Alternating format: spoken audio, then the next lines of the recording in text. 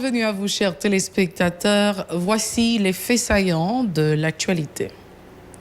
Le secteur démocratique et populaire se dit déterminé dans la bataille pour obtenir le départ du chef de l'État. Une journée de grande manifestation est annoncée à Port-au-Prince le 18 novembre prochain. Le directeur général du Conatel a apporté des éclaircissements autour de la mesure relative à l'identification des acheteurs des cartes SIM sur le marché. Les opérateurs de téléphonie, Digicel et Natcom se sont souscrits à cette démarche au cours d'une conférence de presse conjointe tenue ce jeudi 12 novembre.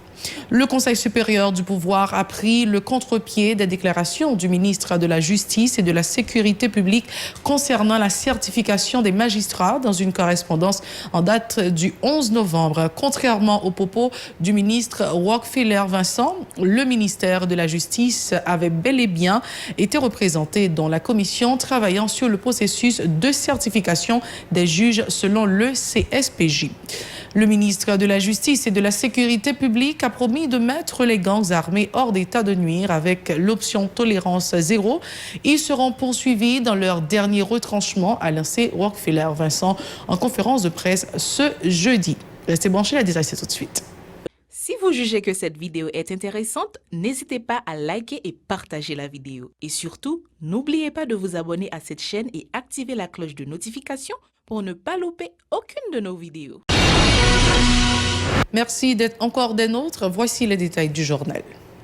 Le directeur général du Conseil national des télécommunications, Conatel, a apporté des précisions relatives aux mesures visant à identifier tous les acheteurs des cartes SIM lors d'une conférence de presse qui a réuni les dirigeants des compagnies téléphoniques du pays. Selon Jean-Marie Guillaume, l'application de cette mesure se fera au moyen d'une application qui sera mise en œuvre par les compagnies de la place. Dorénavant, les acheteurs des cartes SIM doivent être pris en photo pour faciliter les procédures de contrôle, a fait savoir le DG du Conatel. On l'écoute. Ce qu'on a fait là aujourd'hui, justement, c'est où règlement qu'on établit, parce que dans tout pays, le wap vend nous code SIM, ou supposé qu'on est avec qui est-ce que wap vend code SIM. Donc, c'est une décision réglementaire que nous prenons, et opérateur connaît que c'est une obligation que lié, et c'est ça qui fait que aujourd'hui, nous sommes capables de chita avec deux opérateurs pour qu'on ait là, nous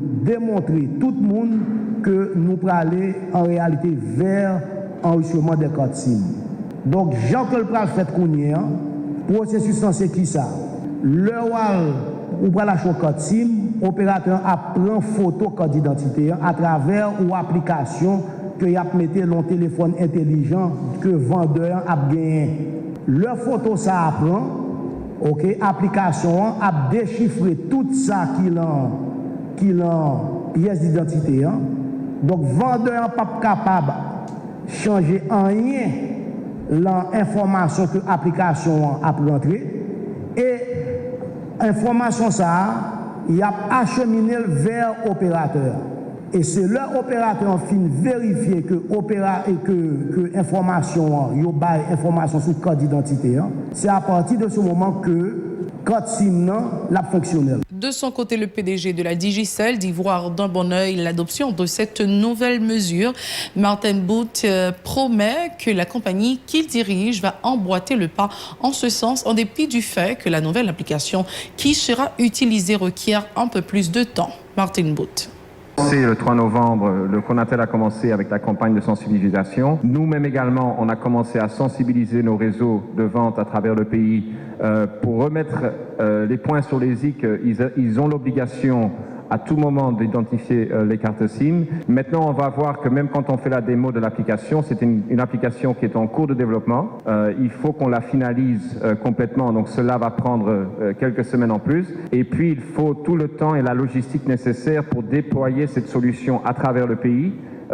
Équiper les différents points de vente de numéros autorisés, de vendeurs autorisés. On doit réautoriser tous nos vendeurs, les équiper là où c'est possible avec des smartphones, et puis commencer donc le déploiement de ce projet. Donc la seule chose que je dirais, encore une fois, 100% d'accord de faire ceci, ça va aider à beaucoup de niveaux le pays. La seule chose qu'on a discuté avec le Conatel, c'est les délais nécessaires afin de réaliser ce projet. mais on va mettre les bouchées doubles, Jean-Marie, et puis toute l'équipe du Conatel pour arriver à essayer de faire ça aussi vite que possible. Vous allez déjà commencer à voir dès la semaine passée, dès cette semaine, des changements dans les points de vente. On va dire les grands magasins de Digicel, vous allez déjà trouver un changement là, parce qu'on a commencé à appliquer là où on peut l'appliquer, et au fur et à mesure ça va s'étendre sur les points de vente qu'on appelle les POS, les petits points de vente, et puis à un certain stade aussi dans la rue. Mais encore une fois, on a besoin d'un certain temps, même si on va aller vite, on a besoin d'un certain temps pour y arriver. La même position est exprimée par le PDG de la Natcom, le VanPay, qui a annoncé la mise en place d'une application par sa compagnie en vue d'identifier tous ses clients. Nous l'écoutons. On tient à respecter, comme M. le directeur vient d'annoncer, tout le règlement de Conatel relatif à l'enregistrement des informations sur les nouvelles cartes SIM.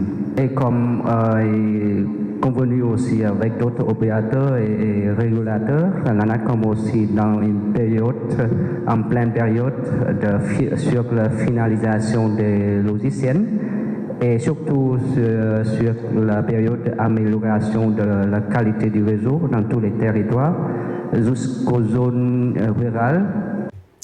Autre actualité à ce journal, le Conseil supérieur du pouvoir a pris le contre-pied des déclarations du ministre de la Justice et de la Sécurité publique relatives au dossier de certification des magistrats dans une correspondance en date du 11 novembre. Contrairement aux propos du ministre de la Justice, l'institution avait bel et bien été représentée dans la commission travaillant sur le processus de certification des juges selon le CSPJ.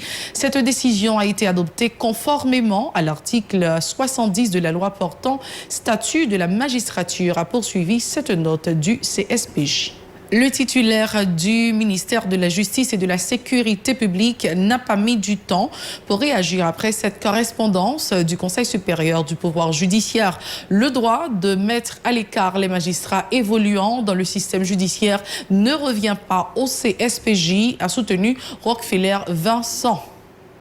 Pour un travail de contrôle, le CSPJ est là pour un travail disciplinaire. Le CSPJ est là pour faire des propositions. Faire des propositions à qui? Faire des propositions à l'exécutif. C'est l'exécutif qui nomme. L'autorité de nomination, c'est l'autorité de révocation. Nous voyons ici ça clair pour toute population que le CSPJ a un pouvoir disciplinaire. Le CSPJ n'a pas un droit de révocation. Ce droit reste dans l'apanage de l'exécutif. Le CSPJ,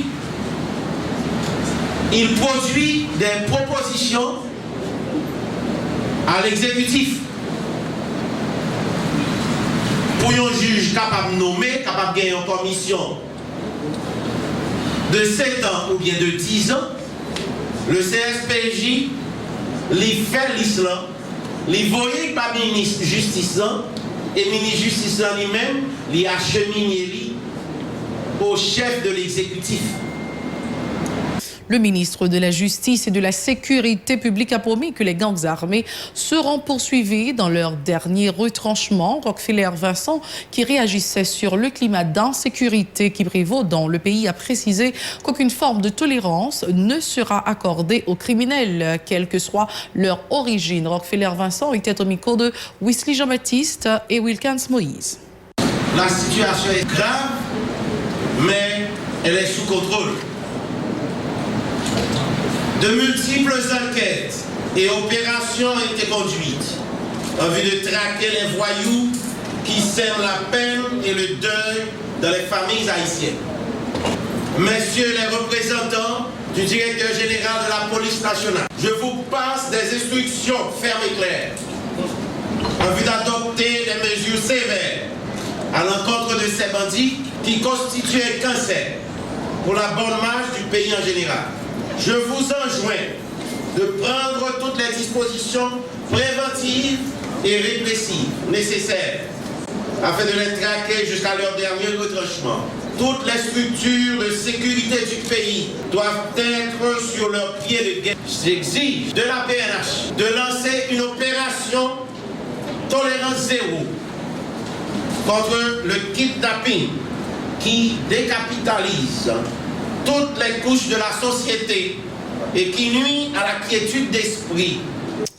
Le secteur démocratique et populaire déterminé à se relancer dans la bataille pour obtenir le départ du chef de l'État. Une journée de manifestation est annoncée à Port-au-Prince le 18 novembre prochain. L'ex-sénateur de l'Ouest, nouveau membre du directoire du 10 secteur, Antonio Cherami, invite la population à se joindre à leur mouvement. Suivez les déclarations de Antonio Cherami. Mais m'a rappelé, peuple haïtien, 18 novembre, c'est le dernier 18 novembre que Jovenel a bien pour l'ouest dans le pays.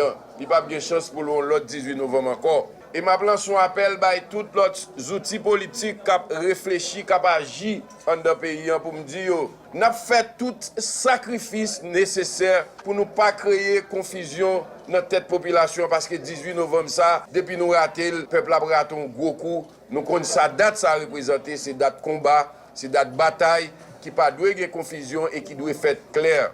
Nous connaissons aujourd'hui, il y a des gens dans la section communale qui ont gardé le secteur à distance, qui sont contents. Ils sont contents parce que ça te fait mal en pile, là où tu as assisté, ça qui t'a passé. Et nous voyons à qui volonté, avec qui rapidité, PHTK, t'a servi avec image, avec son, pour te kembe nous dose et face, pour kembe nous dose à dos. Et bien, je dis, ni les gens qui sont dans la diaspora sont contents, ni les gens qui sont dans la ville, dans l'autre commune sont contents, ni les gens qui sont dans la capitale sont contents, ni les gens qui sont dans la section communale sont contents. Merci tout le monde nous rencontrer. Nous rencontrons des gens qui étaient plus fâchés. Nous rencontrons des gens qui baillent sans dans le secteur, mais je dis qui ne sont pas d'accord à un certain moment. Mais ils ont tous tombé d'accord pour que la bataille continue. Et bien, nous avons dit, papa, ici, en 18 novembre, pas de fait lâche, pas de fait bac. Et nous avons dit, Jovenel, pas chef. Jovenel, c'est traître. Jovenel, pas chef. Jovenel, c'est traître. C'est le temps de parler de ce qui se passe à l'étranger. Restez branchés, nous vous reviendrons tout de suite. Deuxième partie du journal. Merci d'être encore avec nous. Nous sommes à l'étranger, plus précisément aux États-Unis, pour sa première apparition publique officielle depuis l'élection présidentielle. Donald Trump a passé 10 minutes à honorer les vétérans américains de la Première Guerre mondiale au cimetière d'Arlington. Mais surtout, il continue de contester le verdict des urnes 8 jours après le scrutin. Évidemment sur Twitter. Pour l'instant, le comptage des voix ou le recomptage continue dans plusieurs États. Des procédures judiciaires sont en cours et Donald Trump n'a pas donné l'ordre de lancer la transition à l'administration des services généraux. L'équipe de Biden est donc privée d'accès au dossier de financement et même de bureaux à Washington. Mais le président élu, Joe Biden, se montre confiant, évoquant simplement une source d'embarras. C'est en Pennsylvanie qu'il a commémoré le 11 novembre avant de nommer son futur chef de cabinet Ron Klain, un démocrate chevronné, et quelques 500 personnes qui travailleront avec les différentes agences fédérales pour préparer son installation à la Maison-Blanche le 20 janvier. Et c'est donc en Géorgie qu'un recomptage manuel complet des bulletins de vote a été annoncé, même si Joe Biden est déclaré perdant d'ici le 20 novembre, date butoir de la publication officielle des résultats dans cet État. Cela ne changera pas la donne pour la présidentielle. Mais la Géorgie est importante au niveau de l'élection sénatoriale car les démocrates doivent remporter les 2 sièges restants au Sénat pour pouvoir avoir la main mise sur la Chambre haute. Jusqu'à présent, la majorité des sénateurs républicains n'ont d'ailleurs pas encore félicité Joe Biden. La plupart semblent attendre un signe du président qui, selon certaines informations, réfléchit à ses options, y compris à se représenter en 2024. C'est la toute fin de ce journal. Ça a été vraiment un plaisir d'être avec vous. Mais avant de partir, vous connaissez la donne. N'oubliez pas de nous suivre sur les réseaux sociaux Facebook, Twitter, Instagram, YouTube ou encore radio-télévision-pacifique.com. Vous pouvez également télécharger l'application Radio-Télévision Pacifique sur votre smartphone ou encore nous suivre sur la chaîne 54 Télé Haïti. Au revoir.